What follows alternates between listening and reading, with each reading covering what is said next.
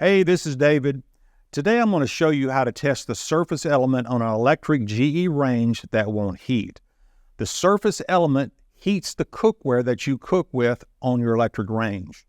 Before we get started, hit those like and subscribe buttons if you want to join our do-it-yourself repair community and get notified each time we post a new video guide. With over 2 million products in stock and the know-how to help you do it yourself, we are AppliancePartsPros.com. All we're going to need today is a multimeter.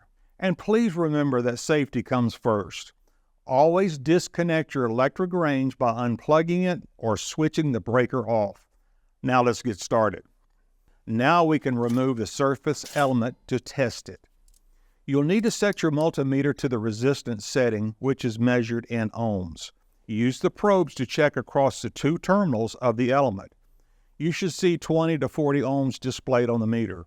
If the reading is out of range, or you see a defect in the coil, you'll need to replace the element. If your element tested good, you can put it back in the receptacle.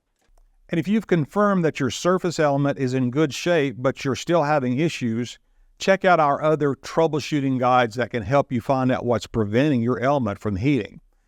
And if your surface element is faulty, don't worry.